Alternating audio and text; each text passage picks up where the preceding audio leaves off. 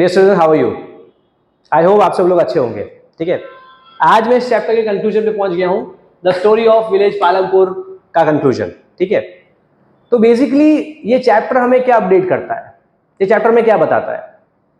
Chapter village economy को दर्शाता है। भारत की जो इकोनॉमी है वो विलेज इकोनॉमी पे डिपेंडेंट है। ठीक है, तो भारत का गांव पूरे देश के लिए, भारत के लिए बहुत इंपॉर्टेंट है। ठीक है, अब भारत का जो गांव है उसमें जो मेन इकोनॉमिकल एक्टिविटी है वो है फार्मिंग, एग्रीकल्चर।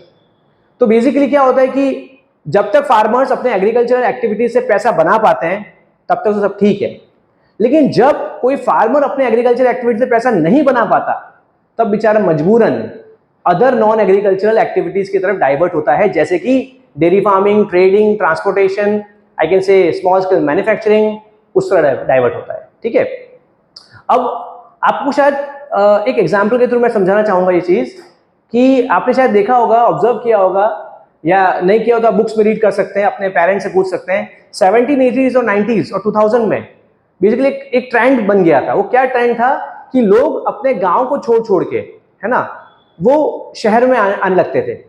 क्यों? कमाने के लिए, छोटी बड़ी नौकरी करने के लिए। क्यों? क्योंकि वो अपनी जरूरतें पूरी नहीं कर पा रहे थे खेती के द्वारा। ठीक है, इसलिए वो मजबूरन गांव छोड़ के शहर आने लगे थे छोटे बड़े काम के लिए, नौकरी के लिए, ताकि वो पैसा कमा पाए, अपने फैमिली की जरूरतों को पूरा कर पाए। ठीक है, वरना कौन अपना परिवार छोड़ के, अपना गांव छोड़ के आता है? अच्छा, बेसिकली कौन आते थे? ये वो आते थे जिनकी लैंड साइज छोटी होती थी, जिनके पास छोटा जमीन होता था। ठीक है, क्योंकि वो इतना प्रोडक्शन नहीं कर पाते थे, वो इतना पैसा नहीं बना पाते थे, तो मजबूरन क्या होता था, वो लोग बेचारे थक हार के, क्योंकि पैसा तो कमाना है अपनी जरूरतों को पूरा करने के लिए, तो थक हार के वो पैसा कमाने के लिए शहर आते थे और कोई भी छोटा बड़ा काम करते थे और पैसा जनरेट करते थे।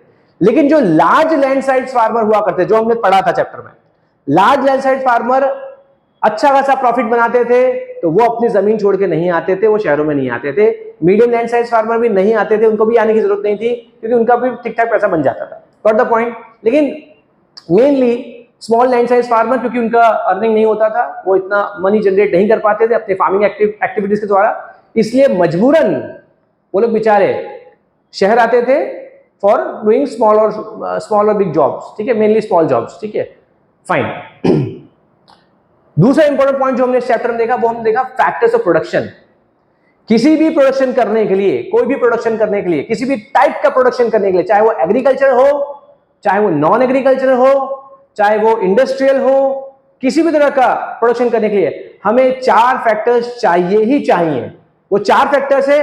पहला फैक्टर लैंड, दूसरा फैक्टर लेबर, तीसरा फैक्टर कैपिटल, और चौथा सबसे मेन फैक्टर वो है एंटरप्रेन्योरशिप। ठीक है, एंटरप्रेन्योर। ठीक है, ये 4 फैक्टर्स होंगे तभी किसी भी तरह का प्रोडक्शन होगा तो वो हो पाएगा, वरना प्रोडक्शन संभव नहीं है। राइट? अगर इन चारों में से एक भी फैक्टर मिसिंग है तो प्रोडक्शन नहीं हो पाएगा। ठीक है, चाहे एग्रीकल्चर हो, चाहे नॉन एग्रीकल्चर हो, चाहे इंडस्ट्रियल हो, चाहे किसी भी तरह का प्रोडक्शन हो। ठीक है, फाइन। और एक और इंपॉर्टेंट पॉइंट, हमें जल्द से जल्द खेती पे, फार्मिंग पे ध्यान देना पड़ेगा, क्योंकि हमने देखा था कि हमारे कंट्री में एक ग्रीन रिवॉल्यूशन हो चुका था, जिसके कारण आज की तारीख में हम सेल्फ डिपेंडेंट हैं, हम अपने पैरों पे खड़े हैं फूड ग्रेन्स के लिए, अनाज के लिए। ठीक है, इसलिए हमारा देश में खाना पीना सस्ता है।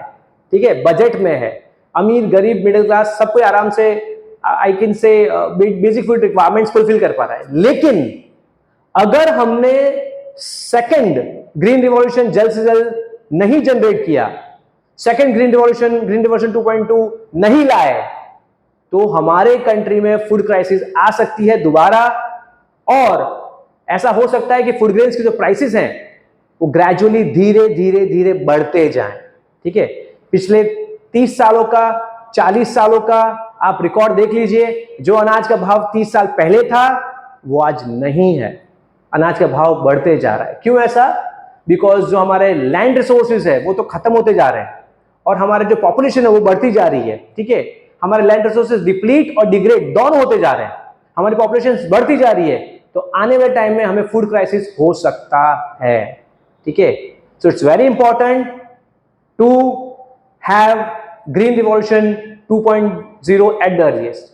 ठीक है, और एक छोटा सा मुझे आपको सजेस्ट करना है, मुझे आपको अपना पॉइंट शेयर करना है, वो ये कि आप ज्यादा से ज्यादा मेरी वीडियोस को सब्सक्राइब कीजिए, मेरे चैनल को सब्सक्राइब कीजिए, मेरी वीडियोस को लाइक कीजिए।